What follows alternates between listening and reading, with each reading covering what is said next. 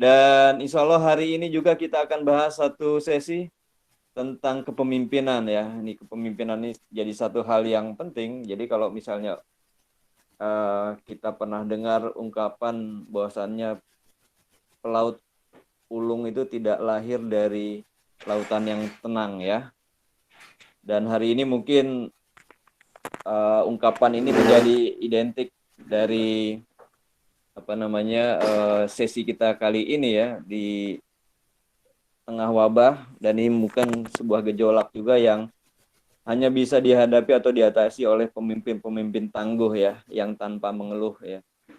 Insya Allah hari ini kita akan bahas bersama salah satu coach kita ya. Ini biasanya juga mengisi kelas-kelas platinum ya. Ini biasanya Upin Ipin istilahnya. Ada coach Jaya, ada coach Wahyu. Nah, ada lagi satu lagi Jawali ya. Oke, hari ini beliau akan menyampaikan tentang leadership atau kepemimpinan di tengah wabah COVID-19 ya.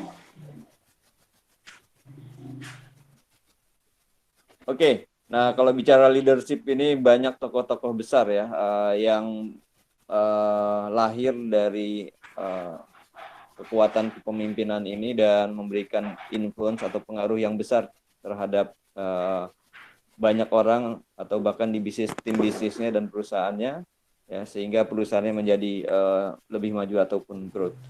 Dan kita cek sound dulu nih dari Coach Wahyu, sudah ada belum di room meeting kita? Coach Wahyu sudah ready? Insya Allah. Assalamualaikum warahmatullahi wabarakatuh. Waalaikumsalam warahmatullahi wabarakatuh. Kita nggak janjian pakai kacamata, Kang ya? Oh iya, insya Allah enggak. Oke, Kang. Hari ini udah ready ya? Untuk Allah, menyampaikan sesi tentang leadership. Beliau nih, istilahnya apa, Sob? Grow Leadership Coach ya, sebutannya ya. Iya. Grow Leadership Coach ya. Mungkin nanti bisa dijelaskan lebih lanjut sama Coach Wahyu nih tentang kepemimpinan di tengah wabah. Oke, baik, Kang. Silakan disampaikan sharingnya tentang leadership di tengah wabah COVID-19 ini. Nanti kita lanjutkan dengan tanya jawab setelahnya. Baik. Mangga, Kang. Kita buka dengan basmalah sama-sama teman-teman. Bismillahirrahmanirrahim. Bismillahirrahmanirrahim. Assalamualaikum warahmatullahi wabarakatuh. Alhamdulillahirrahmanirrahim.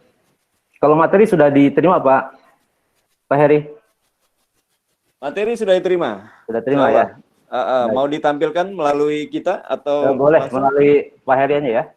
Oke, baik. Silakan nanti dibantu admin untuk presenting materinya. Mention aja, Kang, kalau dibutuhkan. Siap. Untuk segera ditampilkan. Boleh ditampilkan. Baik, bismillahirrahmanirrahim. Assalamualaikum warahmatullahi wabarakatuh. Alhamdulillahirrahmanirrahim. Allahumma sholli ala sayyidina Muhammad wa ala alihi wa sahbihi ajma'in.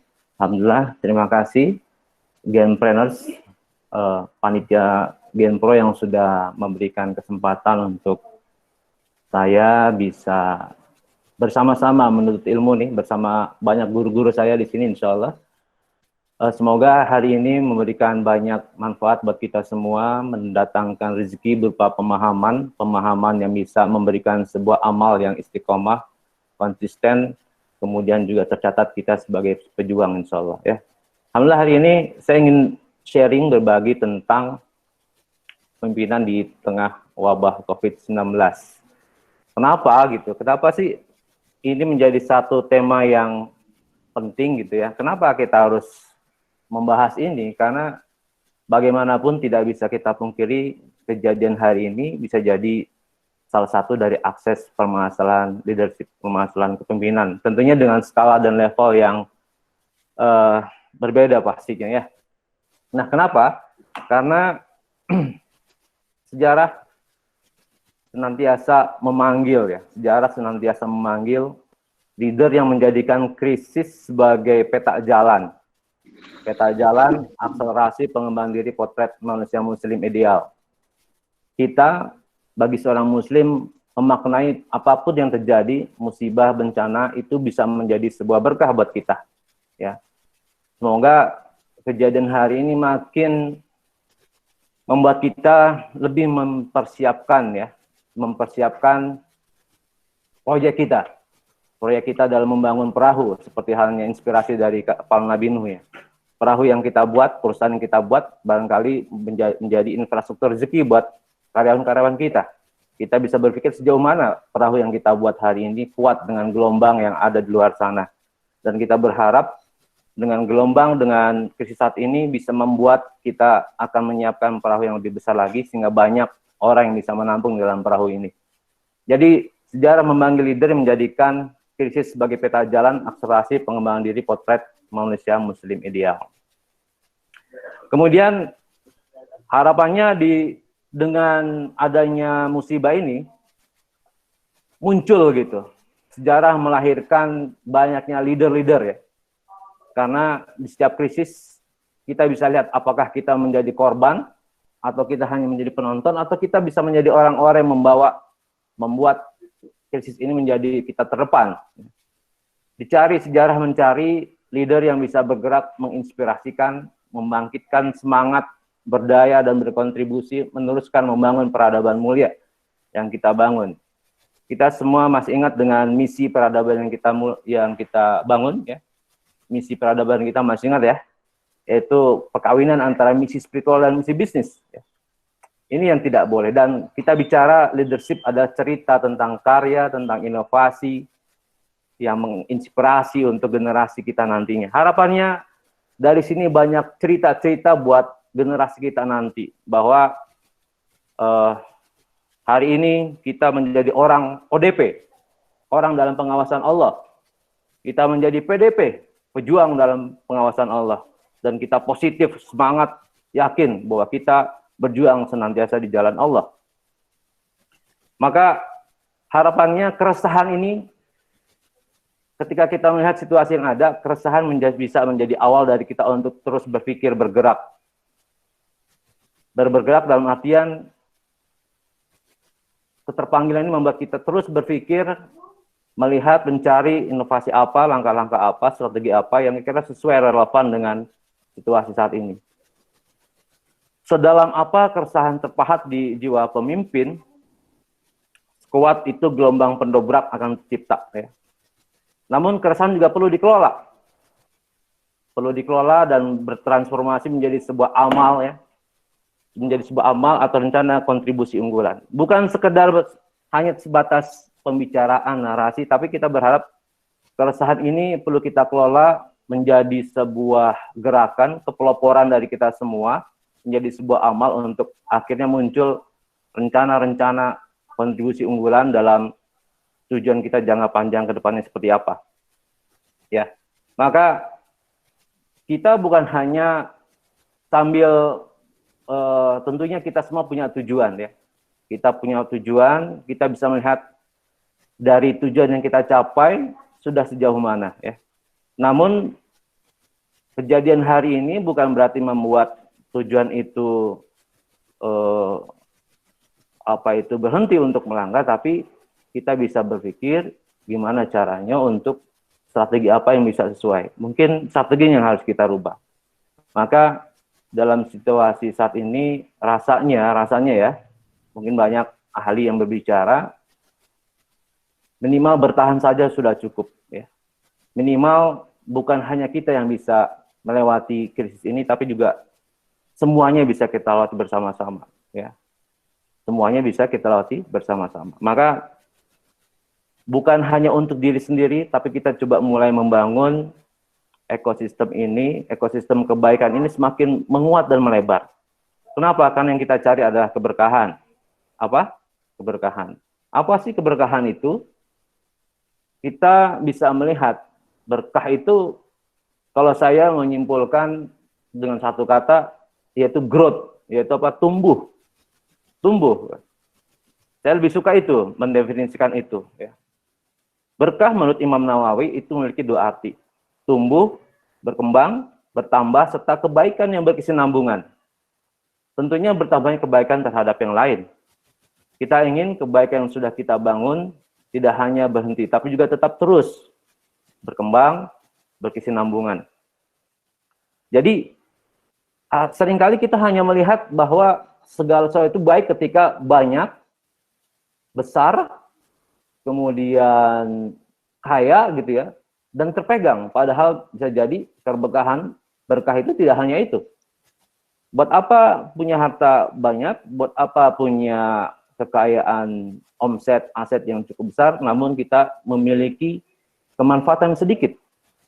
Bisa jadi justru pada hari ini kita belajar dari sesuatu yang sedikit itu ternyata memiliki banyak manfaat yang ada. Dan itulah yang kita berharap, zadul khair, kebanyakan keberlimpahan kebaikan yang terus bertambah. Ya.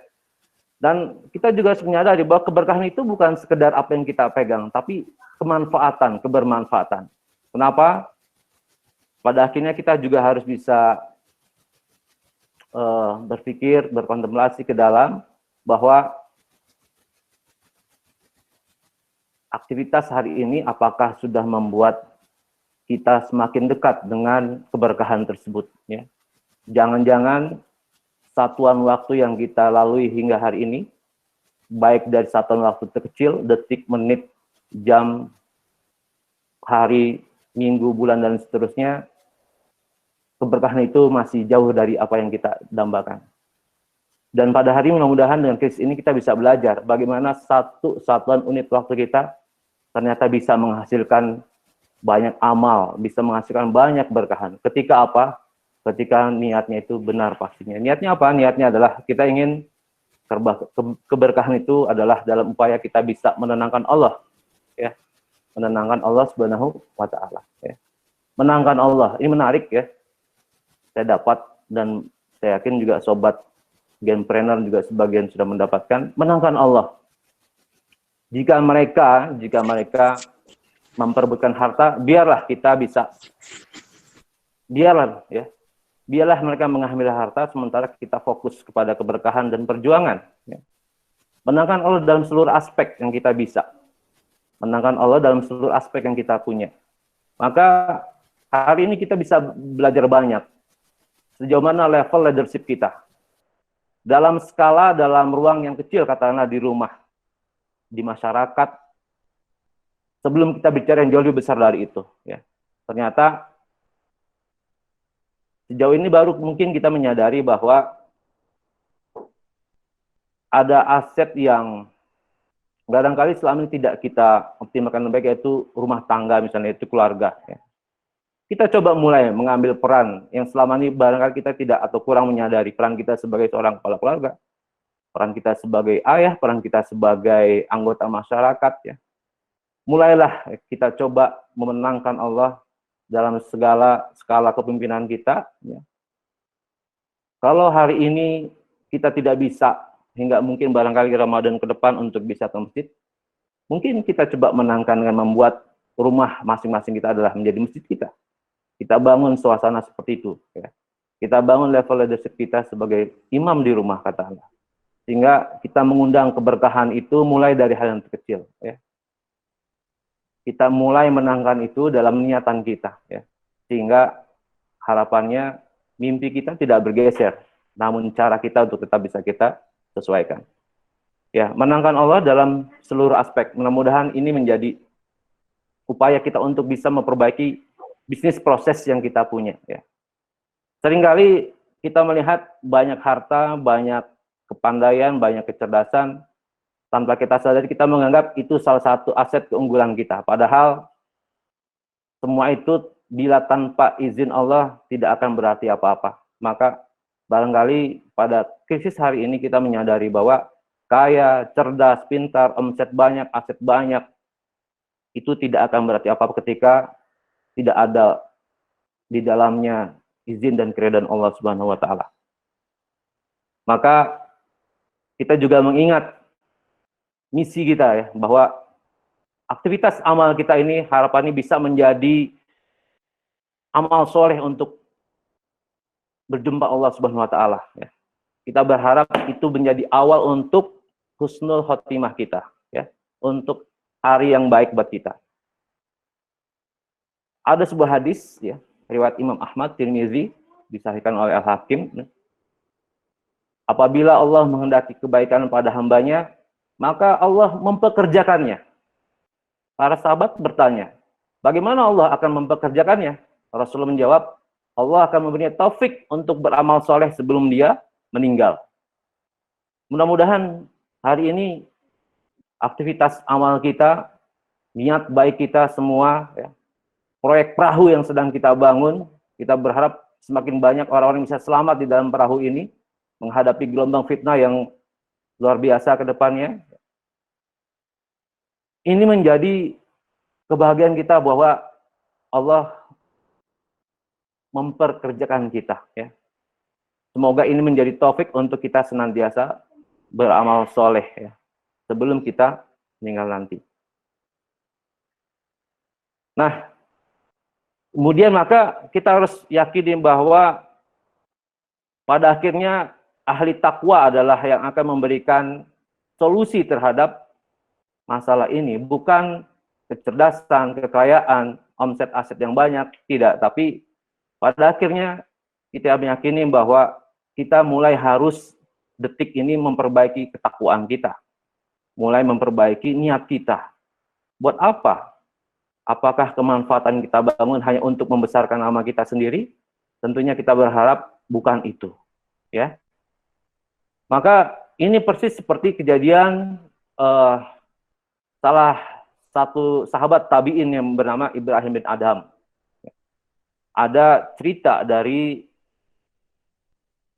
sahabat Ibrahim bin Adham itu yang bernama Syaqiq al-Balkhi. Ya. Syaqiq al-Balkhi. Suatu ketika Ibrahim bin Adham melihat temannya ini. Kenapa temannya ini terlalu asyik masuk dengan personal excellence dia, dengan ibadah harian dia. Kemudian ditanyai oleh Ibrahim bin Adham, ya sahabat, kenapa kamu terlalu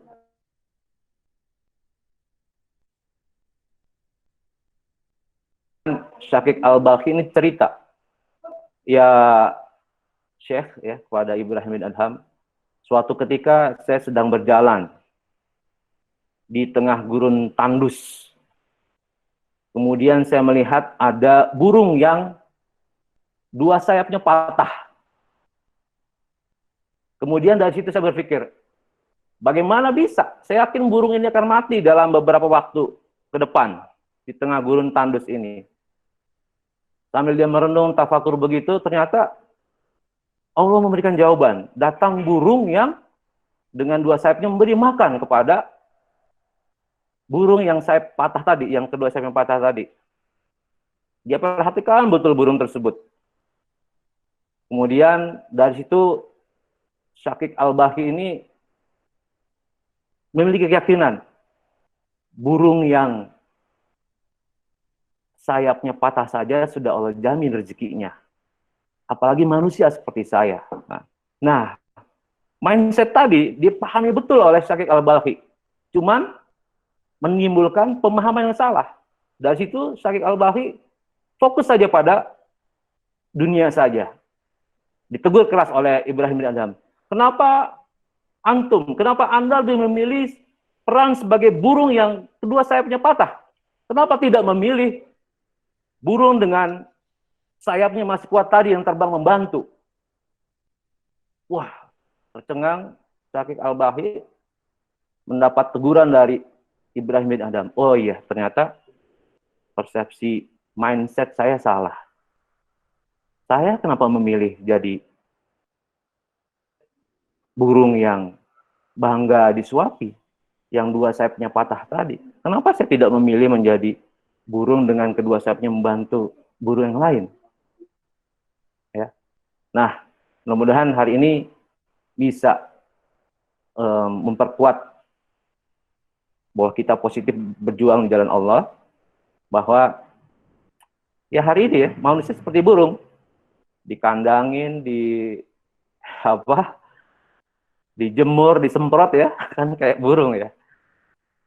Jadi hari ini harapannya kita sepakat untuk kita memilih tetap terus berdaya, tetap terus berpikir, mencari jalan baru, bahwa menjadi ahli takwa dan ahli tawakal dengan menyempurnakan terus ikhtiar kita, mudah-mudahan menjadi inspirasi buat subordinat kita, buat orang-orang di sekeliling kita, orang-orang yang berada di lingkar pengaruh wilayah kepemimpinan kita.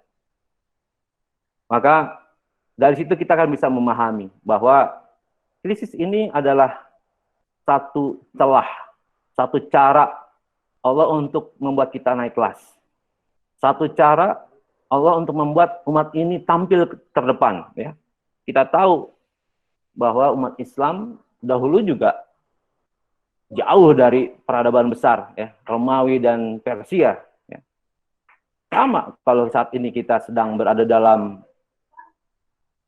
peperangan antara negara great nation, ya, negara besar, superpower, China dan USA katakanlah. Mungkin mirip seperti sejarah beberapa abad lalu ketika kita di tengah-tengah antara imperium besar Romawi dan Persia. Ya. Nah, hari ini kita harus menyiapkan otot-otot kompetensi kita, otot-otot kesabaran kita, otot-otot ikhtiar kita, dan pastinya sebelum itu adalah kita memperbaiki ketakwaan kita. Dengan kita siap untuk bisa berselancar di atas gelombang ke depan, bisa menghadap krisis ini. Apa sih maksudnya dengan krisis? Ya. Krisis itu suatu perubahan baik seketika atau perlahan yang membuat masalah besar dan mendesak, serta harus segera dilakukan tindakan. Harus segera dilakukan tindakan ini. Ya. Di grup kami, alhamdulillah, masya Allah, langsung dibuat satgas gitu ya, untuk bisa merespon hal ini. Nah, dalam huruf Cina, krisis tulis Weiji, ya, yang mengandung unsur Wei itu bahaya, Ji itu peluang. Ya. Jadi Weiji itu ada sesuatu yang besar yang tertutup, dua gorden di bawah ada kunci. Jadi maksudnya apa? Di setiap krisis selalu ada peluang. Alam nasrah, laka sodrok, wa do'na, angka wizrok. Di dalam setiap kesulitan ada kemudahan. Ya. Ini, bagaimana kita bisa melihat peluang-peluang yang ada. Kalau hari ini industri yang cukup naik itu adalah di kesehatan sama di makanan ya. Ya barangkali kita bisa beralih sebentar untuk ke sana sambil tetap terus kita perkuat core bisnis kita. Ya. Ketika nanti sudah mulai reda musim semi pandemi ini, kita sudah bisa mulai masuk dengan otot-otot kita yang jauh lebih besar dan lebih kuat pastinya. Ya. Nah, jika kita tahu kunci mengatasi ini berarti kesempatan untuk kita maju. Maka lihat ya, betapa Allah memberikan banyak peluang keberlimpahan untuk kita bisa menjadi besar ya, dengan adanya krisis hari ini. Ya. Barangkali ada satu hal yang menarik, misalnya hal yang menarik ya dalam krisis ini, kalaupun kita tidak bisa membuat solusi minimal, kita bisa mempelopori sebuah upaya untuk bisa menanggung bersama ya. Kayak misalnya barangkali bagaimana ke depannya kalau misalnya nih dengan dolar yang semakin meninggi gitu, sementara utang-utang saya kebanyakan memakai dolar, katakanlah, apa yang kita lakukan misalnya ya. Ini juga permasalahan ini bisa menjadi sebuah masukan buat kita. Oh, rasanya kita perlu memperkuat dana likuiditas kita ya. Yang menarik ini, ada kemarin sempat berdiskusi dengan komunitas dinar dirham ya, itu menarik ya. Artinya memang ini semakin menguatkan kita dari hari ke hari betapa kita perlu menjaga nilai tukar uang kita ya. Itu contoh. Baik. Jadi bagaimana kita memandang krisis? Kemudian kita juga harus bisa melihat dampak krisis bagi perusahaan. Dampak krisis bagi perusahaan. Ya, krisis selalu berdampak kepada karyawan, reputasi, citra, gitu. Dan yang pastinya sudah mulai terlihat di depan mata itu kerugian ya. Biaya, uang, waktu. Barangkali kalau krisis hari ini berawal dari krisis kesehatan, kalau ini tidak bisa dijaga dengan baik akan berdampak kepada krisis ekonomi. Kalau krisis ekonomi tidak dijaga dengan baik akan berdampak kepada krisis sosial. Ya. Maka kita perlu menjaga jaringan pengaman sosial kita gitu. Jangan sampai krisis itu semakin besar. Ya. Misalnya dengan memperbanyak infak sedekah yang bisa memperkuat supaya dana uang ini tetap terus berputar gitu ya. Nah, ukuran dampak krisis ini dengan kalau sekarang bisa disebutnya first major ya. First major, tinggal kita bisa lihat ada yang kecil, yang sedang, ini tergantung dari respon kita, keahlian kita, efektivitas kita dalam menanggulangi krisis ini. Ya sebenarnya krisis bisa kecil kalau misalnya kita lebih awal, lebih cepat, lebih sigap, lebih gesit di awal, proaktif gitu. Ini dampaknya barangkali bisa kita buat perkecil. Nah, gejala krisis ini bisa jadi menjadi sebuah sinyal tanda bahwa oh ada hal yang harus kita perbaiki, ya. Ada hal yang harus kita perbaiki. Bisa jadi krisis-krisis hari ini bisa membuka banyak hal. Ya, ternyata dalam infrastruktur perahu yang sedang kita bangun ini ada beberapa hal yang harus kita perkuat ya. Bisa jadi karena kita gejala krisis ini menunjukkan kita bahwa kita bisa jadi terlalu cepat sukses ya, tanpa membuat fondasi infrastruktur yang kuat. Ya.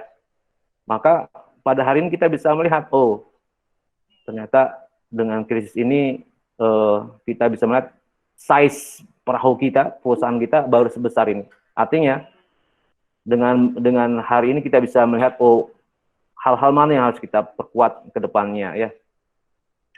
Kemudian gejala yang berikutnya adalah barangkali ternyata selama ini kita tidak menyadari, kita tidak perhatian pada hal yang sifatnya standar dan hal detail dalam di perusahaan kita ya misalnya. Kemudian kita tidak melakukan environment scanning ya, dan tren ke depan, antisipasi ke depan ya. Tidak melakukan environment scanning. Di slide berikutnya, Pak. Dan tren ke depan. Ini hal yang menarik ya. Di grup kami itu untuk bisa memperkuat hal seperti ini, mengantisipasi hal ini ya. Kita dulu sebelum ada polemik bumi datar bumi bulat ya, dulu tuh ada film The Arrival kalau tidak salah. Itu tentang bagaimana dunia ke depan ya. Kalau mungkin sekarang orang lebih menyebutnya teori konspirasi. Tapi dari film-film tersebut kita belajar bagaimana hal-hal jika itu terjadi, kemungkinan buruk terjadi ya. Di grup kami itu 2010 atau 2012 ya. Itu setiap sore seluruh karyawan melihat film, movie learning tuh, tentang ternyata kenapa ketergantungan kita kepada dolar ya. Tentang betapa ketidakberdayaan kita dengan ekosistem yang dalam tanda kutip mereka buat. Ya. Kemudian peran dan kiprah apa yang harus kita bangun itu kami dahulu sudah diberikan awareness tanda-tanda. Ya, maka kita karyawan kita sudah di level minimal manager up itu sudah bisa melakukan respon yang tepat dan selaras ya. Kenapa? Karena tadi ada environment scanning dan bisa mengantisipasi tren ke depan. Kemudian dengan ada hal ini juga kita bisa melihat barangkali selama ini kita agak kurang mengabaikan stakeholder dalam ini pemangku kepentingan ya, baik karyawan, pelanggan, pemasok, pemegang saham, investor, pemimpin dan seluruhnya masyarakat sekitar. Ya. Maka mudah-mudahan dengan ada hal ini makin menguatkan kita. Dan juga bisa jadi pada krisis kali ini menyadarkan kita bahwa ternyata kita selama ini terlalu gampang puas diri gitu dengan posisi sekarang dan juga high profile sehingga menutup diri untuk kita bisa terus belajar, memperkaya, memperkuat mindset yang kita yang lebih kuat lagi ya. Dan bisa juga gejala krisis ini menunjukkan bahwa pendekatan kita selalu reaktif, tidak proaktif dan kurang antisipatif. Barangkali kita perlu membangun sebuah pemikiran secara lebih besar lagi ya. Misalnya mungkin perlu kita siapkan bila suatu hari nanti mata uang sudah begitu, katakanlah ya, sudah tidak begitu bernilai ya, dengan dolar yang sudah begitu tinggi, saya menarik nih obrolan dari Pak Happy Trenggono gitu, tentang misalnya perlu kita balik ke semacam lokal konvensional transaksi berupa apa? Tukar menukar gitu. Misalnya saya produsen apa itu eh, pemas pemasok terigu katakanlah. Kemudian untuk bisa ini bayar dengan eh, teman atau perusahaan yang memiliki barang yang sudah jadi. Ya. Itu bisa jadi hal gitu. Itu menarik tuh wacana seperti itu. Ya. Artinya eh, kita perlu menyiapkan hal-hal yang kemungkinan buruk yang sudah ada. Misalnya juga misalnya anjuran untuk mengoptimalkan lahan yang kita punya untuk menanam pohon-pohon yang memiliki buah yang bisa langsung dimakan. Itu juga hal-hal contoh ya, contoh yang sudah mulai kesadaran-kesadaran itu untuk yang sifatnya antisipatif. Itu buat pribadi. Kalau buat lingkungan di komunitas, rumah dan seterusnya, kita bisa membangun jaringan-jaringan pengaman, ya lingkaran pengaman, support system di komunitas lingkungan di mana kita berada. Itu gejala-gejala yang barangkali dengan gejala krisis ini bisa menunjukkan beberapa hal ya yang membuat kita pada akhirnya membangun sebuah habit kebiasaan baru yang lebih relevan nantinya. Ya. Nah, sehingga dengan hal seperti ini memang tidak mudah gitu, bahwa barangkali kalau sekarang setiap produk itu ada life cycle-nya. Ya. Kalau sekarang ya ibaratnya ya, pikiran kita untuk expand, untuk double atau triple digit growth itu kayaknya harus ditekan dulu, minimal saat ini bertahan. Ya seperti burung tadi, yang mungkin di awalnya untuk beranjak terbang ini ternyata tidak mudah karena ada tipping point ya. Tipping point maksudnya itu atau ada sebuah batas kendala yang membuat kita tuh untuk susah beranjak naik ya. Dan itu terasa sekali pada hari-hari ini ya. Oke. Nah, bagaimana kita bisa melewati masa ini, melewati krisis ini, melewati tipping point ini? Ya ini memang satu hal yang rasanya mustahil ya. Rasanya mustahil. Kalau hanya mengandalkan kecerdasan kita, kalau hanya mengandalkan resource yang kita punya, maka balik lagi tadi tuh. Kalau kita ahli takwa, wattaqullah wa yu'allikumullah. Kalau kita bertakwa, maka Allah akan ngasih ilmunya, caranya. Maka kalau hanya mengandalkan kecerdasan, kekayaan, kepandaian kita, rasanya sudah tidak mungkin ini. Maka mulailah kita coba mendekatkan lagi kepada Allah Subhanahu wa taala, menjadi ahli takwa dan ahli tawakal ya. Sehingga kita punya, Allah memberikan kita ilham, hidayah dengan mungkin buku yang kita baca, teman yang kita, komunitas yang kita berada di dalamnya, untuk bisa mengatasi krisis ini. Gimana cara mengatasi krisis ini? Ya, ada beberapa hal ya. Ini juga banyak yang kita dapatkan ya. Yang pertama, bisa bertindak cepat, tepat ya dalam membuat keputusan. Tentunya bertindak cepat, tepat membuat keputusan ini berbasis data ya, berbasis data yang kita punya dan berbasis mekanisme tim yang sudah bisa merespon ini. Kemudian mengutamakan manusia. Maksudnya apa? Tetap kita krisis hari ini menguji level kepemimpinan kita gitu ya. Menguji level kepemimpinan kita. Kita utamakan sebisa mungkin sih, inginnya sebisa mungkin banyak orang yang bisa masuk di dalam perahu ini, ya, dalam perahu perusahaan kita ini ya. Bisa terselamatkan begitu. Sebisa mungkin kita bisa hal itu yang kita utamakan. Kemudian juga tetap perlu ada komunikasi yang lugas ya. Lugas, tegas, bahwa perusahaan kita sebagai leader, kita sebagai shareholder, kita sebagai pimpinan berupaya terus untuk bisa menjaga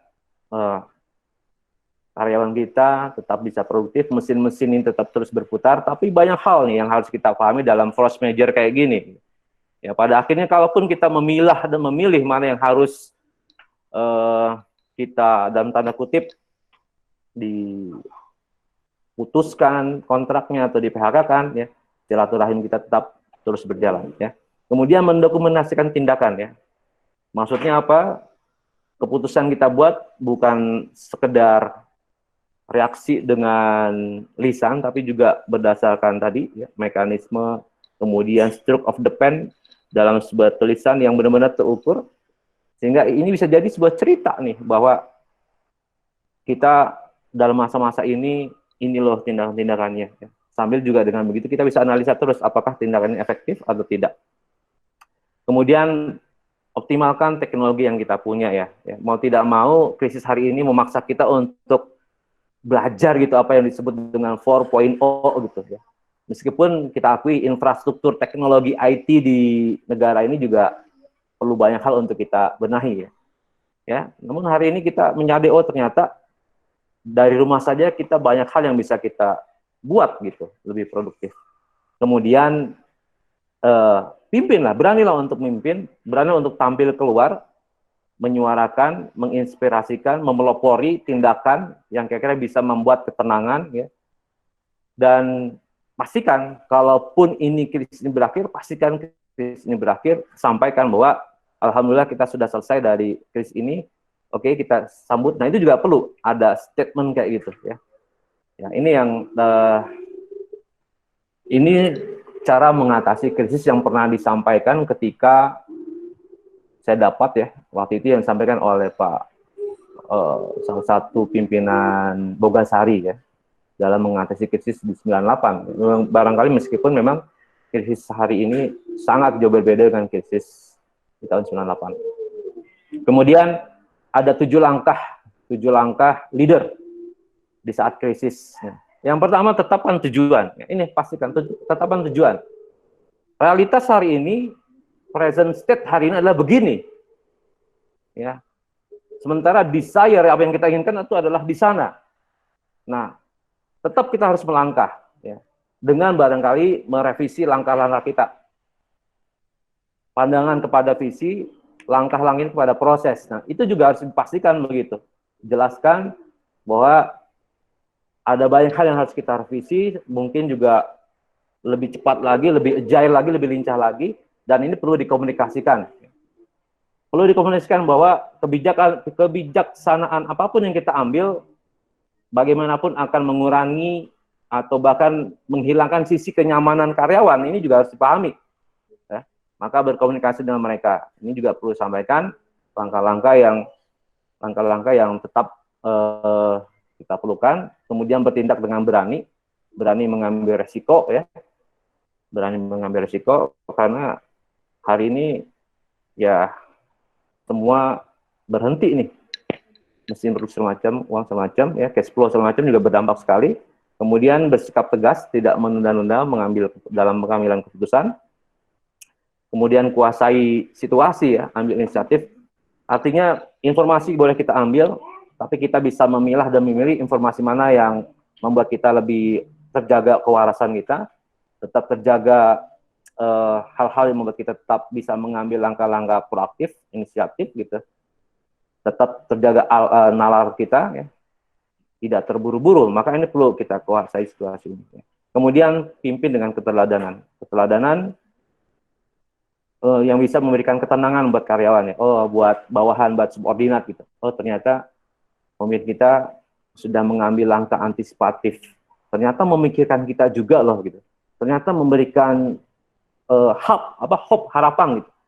Yang rasanya itu bisa menimbulkan kenyamanan, ketenangan, ya, dalam perahu ini, ya, dalam tanda kutip. Oke. Kemudian jangan ragu. Nah, ini yang pada akhirnya jangan ragu mempekerjakan atau memecat. Ya.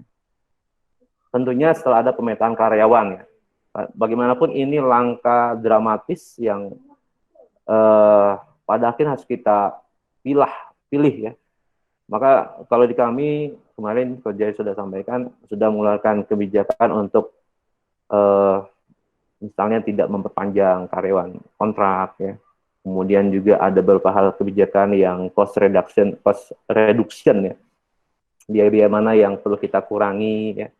Dan seterusnya ini juga mulai mengambil langkah-langkah seperti itu. Ini diambil dari The Art of the Leaders karangan William Cohen ya.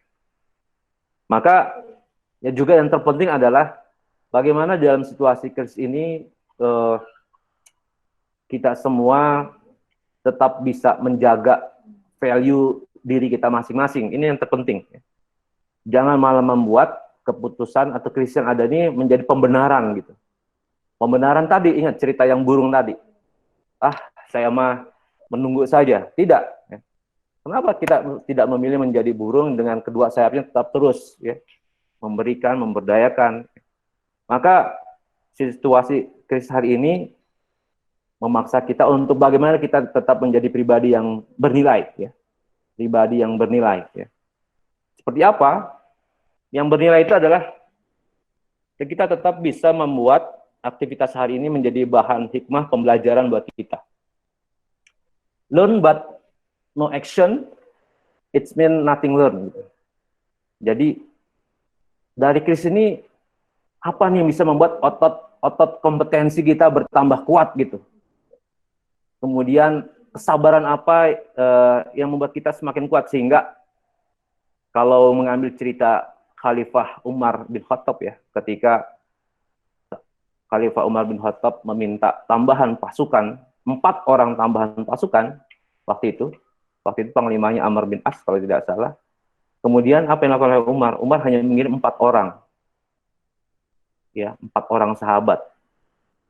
Dalam suratnya disebutkan 1 orang sahabat ini setara dengan 1000 orang di antara kalian. Nah, maka hari ini para leader, genpreneurs semua, jadilah 1 orang yang bernilai dengan 1000 orang gitu ya, yang memiliki harapan yang tinggi, optimis yang tinggi gitu ya.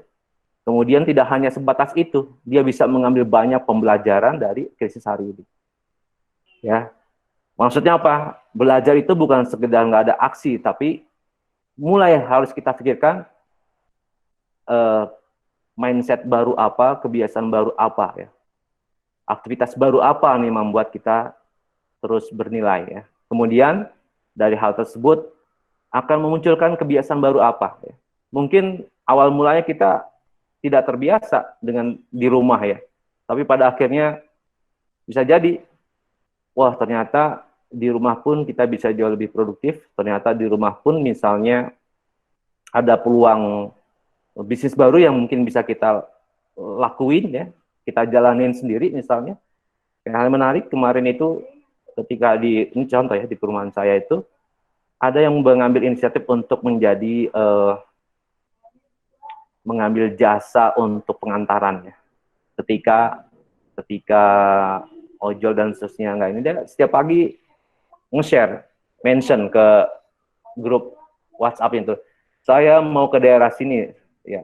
Silakan ada yang bila ingin ada yang menitip beli apa bisa saya lakukan gitu. Maksudnya dia mengambil jasa titip. Ya.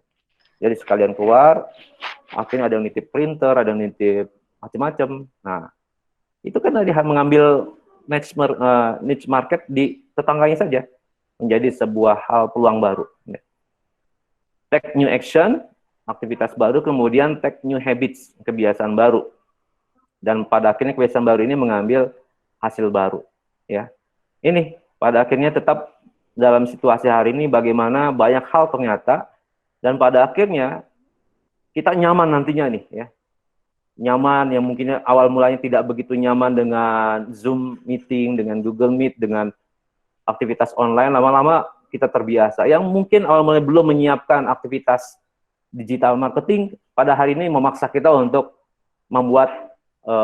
mempersiapkan infrastruktur digital marketing kita sehingga kedepannya kita sudah siap untuk bisa melakukan aktivitas lagi.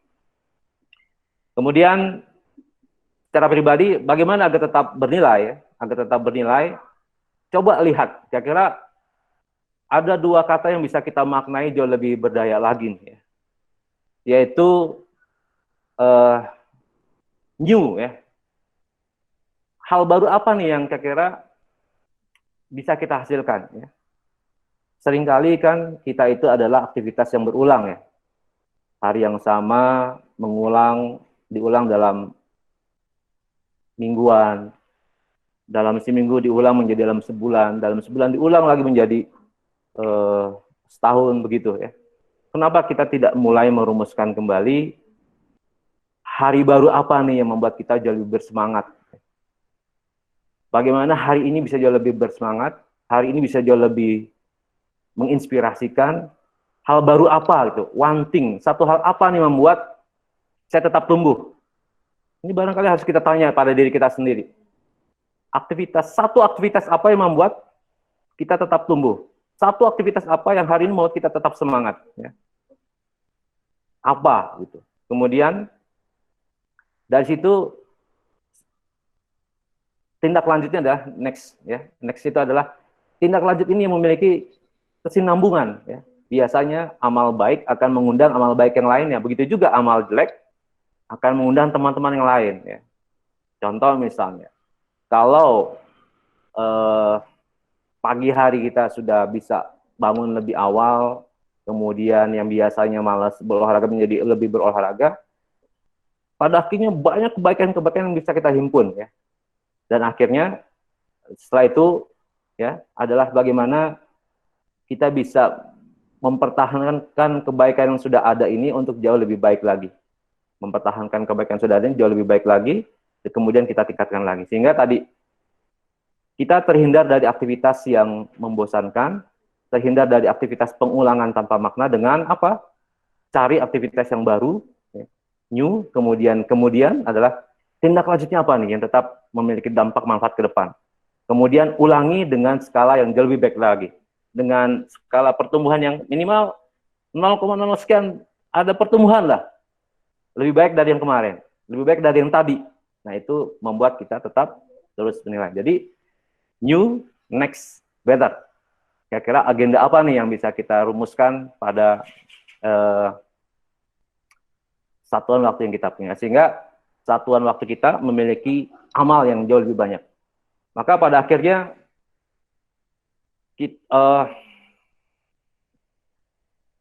dalam skala perusahaan, kita tidak sekedar respect terhadap tradisi yang kita punya, tapi juga kita merespek terhadap inovasi yang kita buat ya dalam situasi hari ini. Kira-kira inovasi apa kita bisa berikan stimulan kepada seluruh karyawan yang membuat bisnis proses kita jauh lebih mudah, murah, cepat gitu. Yang barangkali tidak usah bicara tentang margin yang tinggi, minimal ada margin misalnya. Maka kita bisa memberikan respect terhadap hal inovasi tersebut ya. Pribadi yang inovasi, tadi yang new, next, better itu lahir dari orang yang memiliki tingkat responsibilitas yang tinggi terhadap permasalahan yang ada ya. Oke, pada akhirnya kita harus selalu mencoba kemustahilan ya untuk mengetahui di mana batas kemungkinan. Ini masih ingat cerita yang tadi, tapping point tadi. Tapping point Muhammad Al-Fatih adalah ketika dia sejarah memanggil 8 abad penantian untuk siapa yang bisa menaklukkan Konstantinopel adalah dia bawa itu 70 kapal laut, perahu ya untuk naik ke atas bukit pada satu malam, dan itu berhasil dan sehingga akhirnya sejarah bisa menjawab penantian selama 8 abad.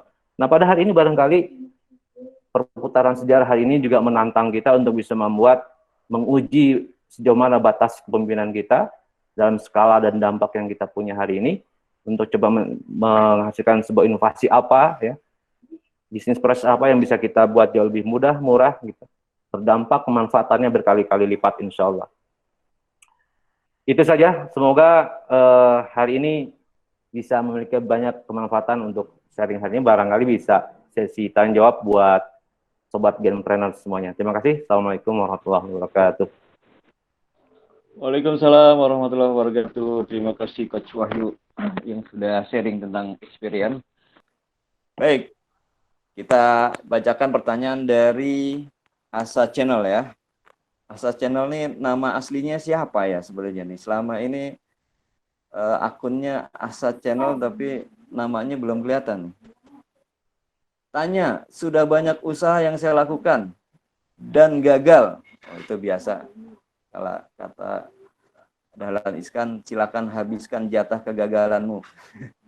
Sehingga saya mulai usaha dengan minus, tapi anehnya saya selalu bergerak sehingga utang makin menggunung. Menarik nih. Sehingga Allah mempertemukan dengan sebuah kesempatan di mana semua utang lunas dan ada sisa kelebihan dibanding utang. Tapi anehnya coach, sekarang saya selalu berpikir negatif. Selalu melihat kekurangan dan ketakutan. Apa yang harus saya lakukan coach? Itu pertanyaan dari Asa Channel. Langsung Oke, ya, langsung dijawab dulu aja Kang. menjawab ya, baik. Saya pernah mengalami situasi seperti ini ya, seperti ini.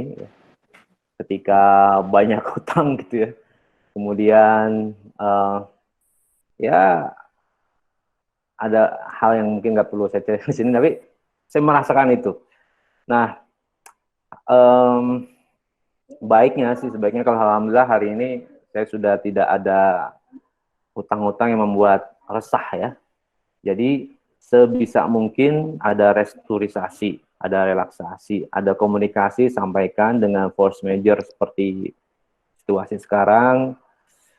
Bisa nggak ada kemudahan upaya untuk mekanisme pembayarannya ya. Sebisa mungkin jauhi dari praktek-praktek riba ya. Itu juga harus menjadi komitmen kita untuk menjemput keberkahan tadi dengan coba kita juga satu sih nggak lari gitu, nggak lari dari hutang ini ya. Dan baiknya memang walaupun hutang bukan hutang sifatnya konsumtif gitu. Kalaupun memang hutang produktif memaksa kita untuk berhutang, ya tadi coba ajukan semacam kemudahan, semacam upaya skema untuk pembiayaan yang kita bisa ya.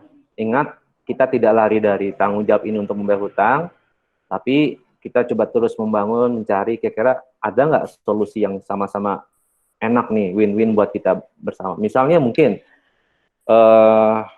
pengurangan hutang ini kalau misalnya bisa kita konversikan dengan barang yang kita punya, yang memang itu diperlukan oleh orang yang kita hutangi, kenapa enggak gitu. Cari solusi-solusi seperti itu ya. Sebisa mungkin seperti itu. Sebagai contoh misalnya hari ini kita sering mendengar satu sisi orang dituntut untuk berada dalam rumah gitu. Namun gimana dia bisa beraktivitas untuk membayar kos-kosan, membayar kontrakan. Maka ya kalau si pemilik kos-kosan itu juga dengan baik hati bisa memberikan kemudahan, oke, tidak perlu harus, kalau memang kondisinya nggak memungkinkan, kira-kira misalnya Anda bisa membayarnya kapan, atau saya sama-sama bisa memaklumi situasi ini, untuk bulan ini kita bebaskan, ya. Kenapa enggak misalnya begitu ya.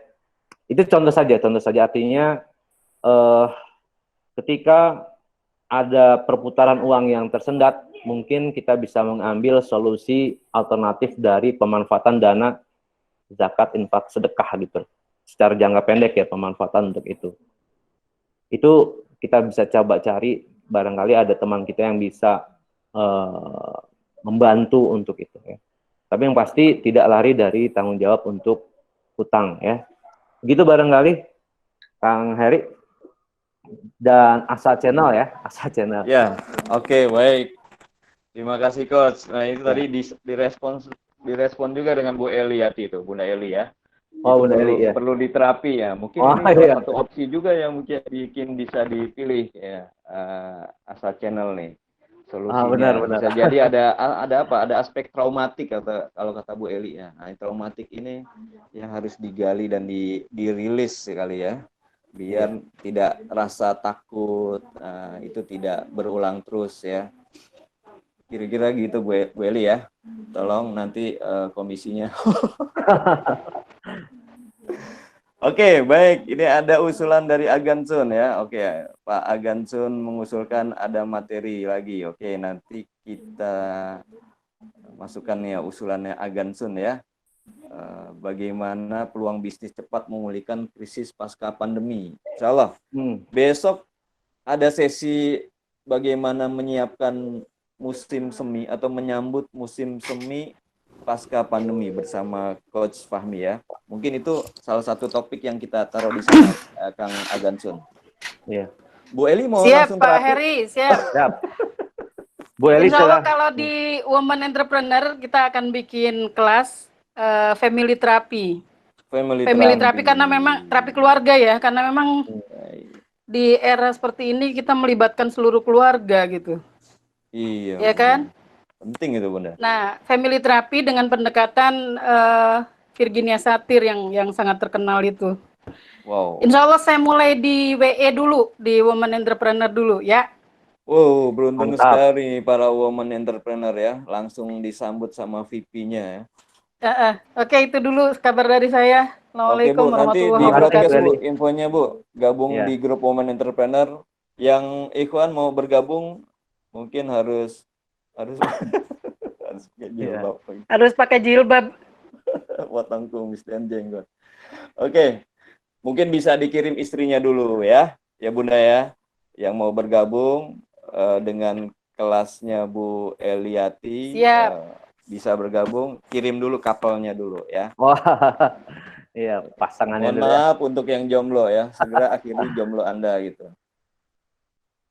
Oke, usul berikutnya oke, Kang Agansun. Wah, nih Kang Samsuri mengingatkan, wattaqullah wa yukalimuku wa Alikumullah. bertakwalah kepada Allah, niscaya Allah yang akan menjadi guru kalian. Jadi memang tadi kata Coach Wahyu ya, misi peradaban kita menggabungkan aspek spiritual dengan bisnis ya. Ini tidak boleh terlepas ya. Harus terintegrasi kalau di Kenpo. Terkait dengan cost reduction, saya merasa paling berat saat harus PHK karyawan ya. Dasar seleksi mulai dari mana? Nah, ini menguji kepemimpinan juga nih di perusahaan ya. Ketika harus tadi kalau Coach Bayu bilang harus tega ya. Kalau beberapa kemarin itu pendekatannya ya memang harus asertif ya, atau bisa dewasa tidak melakukan itu atau dewasa. Silakan Coach, gimana nih? Iya. Baik. Memang pada akhirnya kita harus menyiapkan beberapa alternatif ya. Antisipasi terburuk sekalipun sudah disiapkan ya. Nah, bisa dimulai dari karyawan kontrak. Karyawan kontrak yang barangkali sifatnya bukan sebagai pekerjaan utama. Artinya sifatnya hanya support yang barangkali tidak terlalu berpengaruh terhadap aktivitas keberlangsungan perusahaan. Ya. Jadi yang sifatnya support. Jadi ada beberapa seleksi kriteria pentahapan ya. Kalau di kami dimulai dari karyawan kontrak. Karyawan kontrak itu tidak diperpanjang. Kemudian yang tadinya ada upaya untuk melakukan rekrutmen, di hold dulu, ditunda dulu. Itu bisa dari sana. Ya. Juga selain itu bisa lihat dari bisnis proses yang kira-kira untuk saat ini tidak begitu memberikan revenue streaming yang begitu kuat ya. Ini bisa juga dicarikan sehingga bisa tetap berproduksi. Jadi bicara seleksi bisa lihat dari kinerja kira-kira. Kalau karyawan misalnya dalam situasi mana yang berkinerja yang barangkali buruk atau nanti ada grade-nya ya, ada matriksnya itu pastinya lihat dari tadi. Kemudian nanti kalau terus sampai pada akhirnya ya nanti bisa juga ada perjenjang ya. Jadi begitu Pak Asun ya, Pak Asun. Jadi kita dimulai dari level bawah dulu ya. Karyawan kontrak, kemudian yang bukan menjadi bisnis proses utama ya. Kemudian yang sifatnya support, Bisa juga dari masa kerja. Kalau masa kerjanya masih baru ya seperti itu. Jadi memang banyak hal pertimbangannya yang pasti dari kinerja. Kira-kira kinerja mana yang memang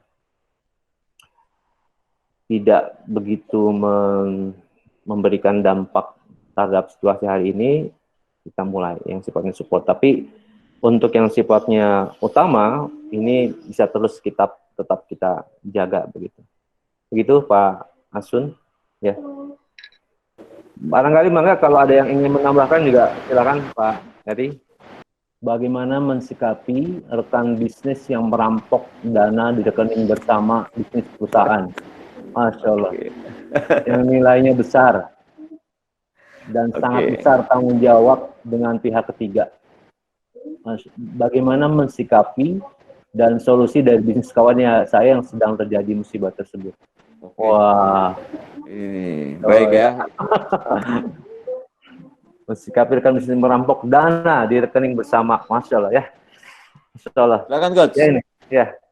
Memang yang lain mungkin sudah ini ya, sudah paham dengan pertanyaannya Bro Adit ya. Ini biasa panggilan Bro Adit nih. Bagaimana mensikapi rekan bisnis yang merampok dana di rekening bersama bisnis perusahaan. Oke, silakan. Ya. Masya Allah ya. Jadi memang krisis kesehatan ini jika terus berlanjut akan berdampak kepada krisis ekonomi. Ya. Kalau krisis ekonomi berdampak terus ya akan berdampak kepada krisis moral, sosial ya, yang harapannya ini tidak terjadi. Saya dapat kabar kalau di Ekuador apa ya, di salah satu negara di Amerika Latin tuh sampai sudah sangat masuk ke ranah krisis moral, krisis sosial, di mana orang sudah banyak melakukan aktivitas kriminal ya, karena rasa lapar yang mendorong sehingga ketidakpedulian terhadap tetangga dengan tingkat kriminal yang tinggi dan seterusnya itu sudah sangat besar ya. Ini yang harapannya bisa kita hindari ya. Namun bagaimana bila itu terjadi ya? Tadi contoh rekan bisnis merampok dana di rekening bersama. Setahu saya kalau dalam rekening bersama biasanya ada proses approval berantai gitu. Artinya dia baru bisa keluar cair ketika ditandatangani oleh 3 orang minimal gitu, atau 2 orang katakanlah. Nah ini juga katakanlah ada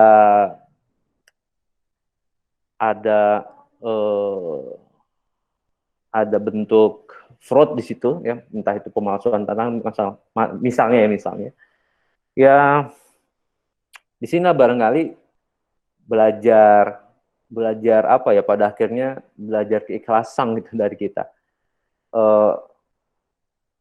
Bisa jadi itu mekanisme yang membuat dana itu keluar ya, dengan keikhlasan kita bisa membuat dana yang masuk jauh lebih besar lagi. Kalau saya belajar dari kisahnya Ustadz Abu Shoki ya, ketika hal seperti ini sering terjadi menimpa beliau tidak berpikir resah, gelisah, cemas dengan uang yang keluar seperti itu, tapi beliau sangat berharap semoga ada keberkahan lain dalam bentuk yang lain, tidak mesti dalam bentuk uang, ya, yang nilainya bisa jadi jauh lebih besar seperti itu ya, jika sudah terjadi. Jadi ya kalau ini karena sudah terjadi, bisa jadi yang bisa kita upayakan adalah sebisa mungkin kita mengikhlaskannya, atau kalau memang diperlukan untuk mengedukasi yang bersangkutan juga, kita ini dari saya pribadi ya, bisa kita ajukan melalui ranah hukum gitu, misalnya. Mungkin begitu, barangkali Pak D Umam bisa memberikan bantuan jawaban untuk masalah bro tadi ya, atau Coach Abi, mangga silakan yang lain ya. Jadi begitu dari saya cukup bersimpati juga dengan masa seperti ini. Semoga ini tidak terjadi di kita yang lain ya. Meskipun memang hal seperti ini kedepannya akan sangat memungkinkan, maka perlu kita buat mengantisipasi supaya kebocoran-kebocoran dari ring lingkaran terdekat ini bisa kita antisipasi. Sahabat semuanya, ada beberapa hal ya yang barangkali bisa kita lakukan. Berangkat dari pengalaman beberapa teman, kemudian yang kedua salah satu juga yang harus kita miliki adalah sebagai seorang pengusaha itu berpikir futuristik. Yang pertama kaitannya dengan kondisi ini, bagaimana kita memperkecil pengeluaran tetapi menambah pemasukan. Salah satu yang dilakukan oleh teman-teman di Jogja adalah mereka bersinergi dan berkolaborasi, memanfaatkan dalam tanda petik momentum orang yang tidak keluar rumah.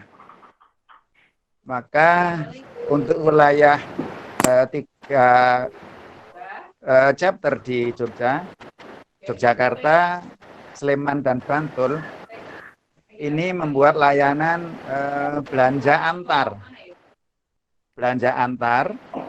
yang itu terkoordinir, masing-masing berpromosi dengan caranya, tetapi ketika ada permintaan yang jauh dari tempat dia dan lebih dekat dengan mitranya, maka pelayanannya diserahkan kepada rekan terdekat. Disinilah pentingnya sinergi dan kolaborasi. Di samping memang bisa berbelanja dalam jumlah besar, tetapi dibagi ke 5 titik misalnya. Ini yang pertama. Yang kedua, sebagaimana tadi disampaikan oleh Coach Wahyu, kalau krisis kesehatan ini berangsur-angsur pulih, nanti akan berdampak ke krisis ekonomi. Nah, salah satu hal yang perlu dilakukan oleh kita para pengusaha adalah kira-kira apa yang dibutuhkan mereka untuk ada ketahanan keluarga. Hal yang cukup menarik misalnya, mulailah mengidentifikasi barang-barang yang dibutuhkan keluarga tetapi bisa disediakan oleh keluarga dengan melalui proses. Maka menyediakan bibit tanaman keluarga itu adalah salah satu solusi. Bisa melalui polybag, bisa dengan kaleng-kaleng bekas untuk menyiapkan media tanam. Ya, yang dijual adalah bibit sayur mayur yang satu musim atau mungkin kalau bayam tahunan itu berarti tanam sekali bisa dipanen selama 1 tahun. Kalau terong umur 40 hari dan bisa sekali tanam dipanen untuk waktu 1 bulan dengan setiap 3 hari sekali panen. Misalnya seperti itu. Jadi bagaimana menyediakan bibit tanaman yang bisa dijual ya kepada masing-masing keluarga atau komunitas berbasis RT, RW, berbasis jamaah masjid atau dusun. Saya rasa 2 hal ini yang barangkali bisa menginspirasi teman-teman sekalian. Terima kasih Pak Heri dan Coach Wahyu. Iya, Kembali ke Baik, Pak De Umam, terima kasih tambahannya dan masukannya ya untuk sahabat Genpro semua. Nah, oke, ini next pertanyaannya dari Abu Gozi ya. Saya sudah tahu ilmu training atau coaching atau leadership tentang bisnis. Langsung dipraktekkan, tapi bertahan tidak lebih 1 bulan. Ya. Selanjutnya lupa dan kembali ke kebiasaan awal. Bagaimana cara ampuh agar bisa selalu konsisten menerapkan ilmu bisnis yang sudah diyakini agar terus konsisten. Silakan Coach. Ya, terima kasih Abu Gozi. Iya, ini pertanyaan yang buat kita semua ya. Jadi biar tetap bisa konsisten adalah kita perlu punya lingkungan, punya teman, punya komunitas gitu yang bisa menjaga konsistensi hal tersebut ya. Komunitas kebaikan pastinya yang bisa menjadi support ekosistem kebaikan buat kita semuanya, sehingga di sana kita bisa bertumbuh ya. Bertumbuh artinya kebiasaan-kebiasaan kita tetap tumbuh menjadi jauh lebih baik. Kebiasaan-kebiasaan kita bisa menjadi terus berkembang ya.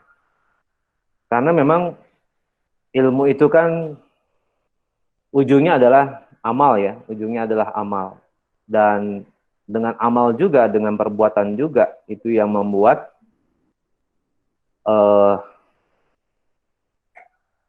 akhirnya kebiasaan-kebiasaan kita itu bisa sesuai dengan apa yang ilmu yang kita dapatkan ya. Begitu. Jadi untuk Abu Gozi dan saya kira ini buat kita semuanya, selain itu adalah sering-seringlah berbagi gitu, sering-seringlah berbagi ya, karena ilmu yang kita dapatkan itu justru akan jauh lebih menempel, embed ya, terikat, mengikat di kita ketika kita banyak cara untuk berbagi gitu. Dengan berbagi barangkali ada banyak feedback buat kita, sehingga apa yang kita sampaikan bukan hanya sebatas knowledge saja ya, bukan hanya sebatas knowledge saja, tapi sudah menjadi sebuah keahlian bagian dari kita, atau bahkan menjadi sikap kita gitu ya. Jadi kalau bicara tentang kompetensi, itu kan ada beberapa 3 elemen kompetensi, itu knowledge, skill, sama attitude ya. Jangan sampai ilmu kita hanya berhenti pada pengetahuan, nice to know yang kita punya, knowledge saja tidak. Tapi bagaimana ilmu yang kita dapat dari training, coaching, apapun itu ya, mentoring dan seterusnya, ini beranjak tidak hanya menjadi sekedar pengetahuan, tapi menjadi sebuah keterampilan ya. Kemudian keterampilan ini biar tetap bisa terus, dengan apa? Terus dibiasakan, terbiasa, sehingga menjadi sebuah attitude, sebuah sikap ya. Ini akan jauh lebih mengikat lagi, menempel lagi ketika kita juga berbagi ya. Berbagi ilmu yang kita punya, insya Allah. Dari situ akan banyak pengayaan, akan banyak enrichment, akan banyak penguatan-penguatan, sehingga bertambahnya usia, bertambahnya waktu kehidupan yang kita punya, itu juga semakin bertambah bijak dari ilmu yang kita dapat. Dan akhirnya ilmu itu juga akan membuat kita keteraturan dan keterarahan, ini yang terpenting, teratur dan terarah. Keteraturan dan keterarahan hidup kita bisa menjawab kita menjadi jauh lebih matang dan jauh lebih wise, jauh lebih dewasa terhadap permasalahan yang ada. Begitu barangkali Kang Abu Gozi ya. Semoga puas ya, dan semoga juga tidak puas untuk bisa terus menjawab jawaban yang lebih barangkali. Mangga Kang Heri, terima kasih. Oke, baik Coach. Ya, mudah-mudahan menjawab ya Pak Abu Gozi untuk pertanyaannya. Ya, jadi tadi juga udah diulas ya. Ada 3 hal ya, new, next, and better ya. Take new habits ya, hari ini mungkin kadang satu hal yang baru ini harus dipaksa ya, terutama betul. Contoh di tengah wabah ini tadi sudah diungkapkan, kita terpaksa online. Mungkin kemarin kita abai dengan dunia ini, dunia online ya. Tapi ketika wabah, online ini menjadi satu hal yang baru, yang harus kita persiapkan untuk next-nya ya. Nah, mau nggak mau tuh, nanti habis itu mungkin bisa dioptimasi lagi, biar lebih better lagi, bisa lebih baik lagi. Ya. Mungkin bisa kolaborasi kalau memang harus menggunakan platform online, tapi mungkin skill online-nya tidak punya, ya kita bisa kolaborasi ya. Mungkin itu jauh lebih baik lah. Jadi kita tetap fokus kepada kompetensi kita ya. tetapi kita tidak abai dengan situasi di sekitar kita yang memang mau tidak mau harus kita respon secara positif ya, secara baik ya. Itu yang harus mungkin kita bisa lakukan juga ya. Oke, baik, kita buka nih live pertanyaan, mungkin yang mau langsung tanya sama Coach Wahyu. Kalau tidak ada yang typing lagi di room chat, mungkin ada yang mau langsung menyampaikan pertanyaan, silakan kita buka. Ada beberapa menit lagi sebelum nanti Coach Wahyu menyampaikan closing statement.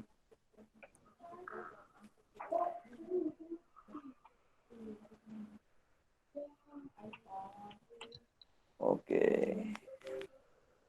Ya memang menarik ya bicara leadership ini ya. Seorang leader ini kalau kita sebelum menjadi leader itu kita biasanya bicara tentang menumbuhkan atau mengembangkan diri kita sendiri ya. Jadi sebelum kita menjadi seorang leader kita bicara tentang bagaimana menumbuhkan diri kita sendiri. Tapi ketika kita sudah menjadi seorang leader, maka kita akan berbicara bagaimana menumbuhkan orang lain ya, yaitu tadi mungkin karyawan-karyawan kita. Bahkan ketika kita sudah melakukan itu ya, seperti tadi Agansun tuh, kita mungkin sudah investasi, jadi mindsetnya bukan sudah investasi, berupaya untuk menumbuhkan orang lain ya, growing the others. Nah itu seorang leader akan melakukan itu. Tapi dengan kondisi saat ini dihadapkan satu pilihan, ya, dia harus mengurangi, padahal dia sudah berinvestasi. Tapi itulah tantangannya seorang leader ya. Biar bagaimanapun apa yang sudah kita lakukan untuk mengembangkan orang lain atau karyawan kita ataupun tim kita itu tetap menjadi sebuah kebaikan. Oke, kalau tidak ada pertanyaan lagi, mungkin kita persilakan Coach Wahyu untuk menyampaikan closing statement-nya, Coach, untuk teman-teman Genpreneurs yang ada di room ataupun di Facebook Live yang sedang menyimak kelas kita hari ini. Ya, baik. Memang menjadi pemimpin itu kalau di training Genpro sebelumnya yang biasa kita berbagi itu ada level 5 pimpinan ya. Level yang keempat adalah people development ya. Tugas bagi pemimpin adalah senantiasa mengembangkan orang lain ya. Kemudian yang puncaknya adalah pemimpin level 5 adalah pemimpin puncak, adalah ketika dia sudah selesai dengan urusan dirinya, dia senantiasa terus untuk melahirkan pemimpin-pemimpin baru. Nah, pada krisis hari ini menjadi peluang buat kita menaikkan level kepemimpinan kita, karena tidak bisa dipungkiri, krisis hari ini juga bisa jadi dampak dari permasalahan kepemimpinan hari ini. Ya.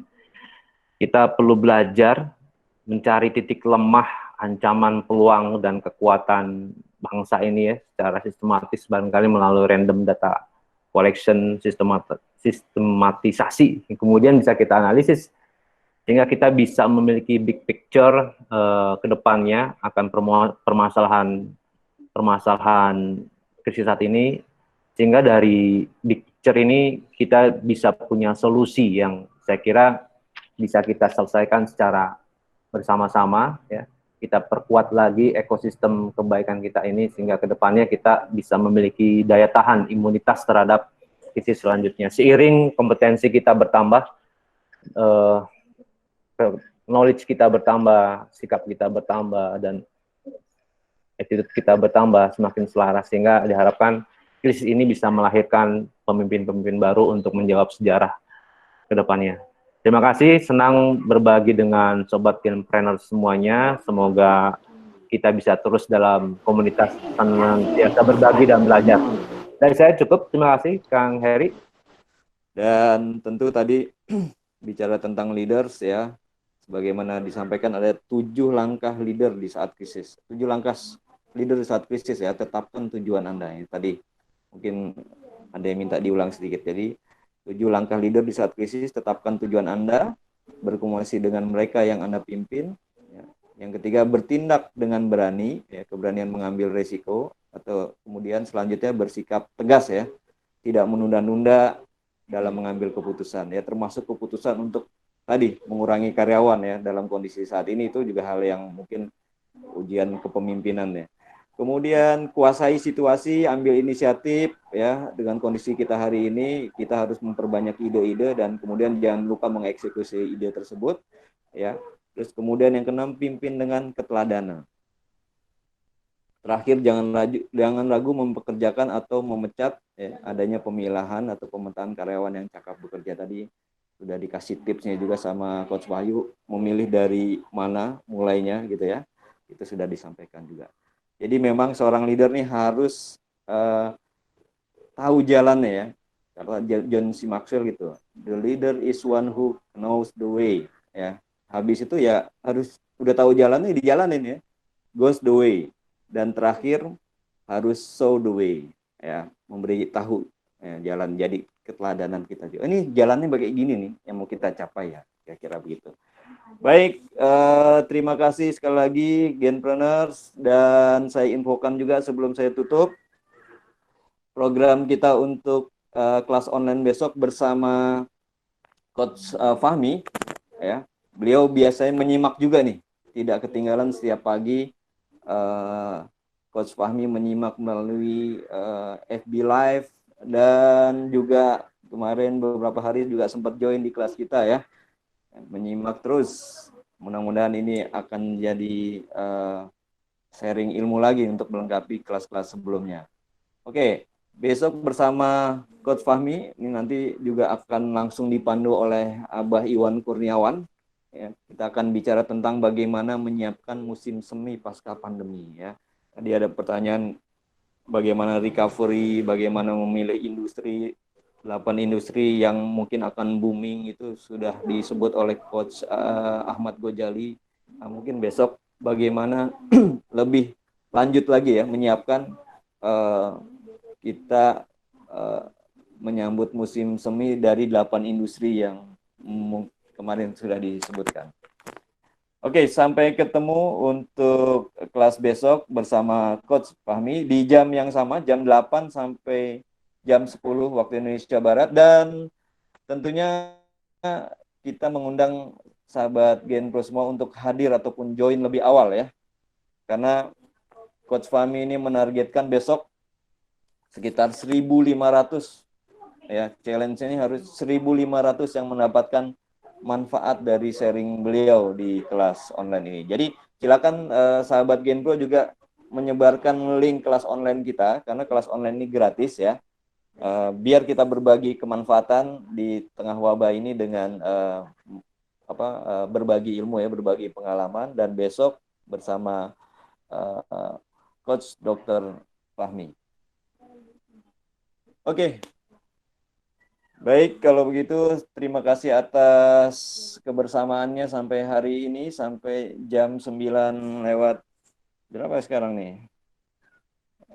Jam 9.48 ya. Beberapa menit lagi menuju jam 10.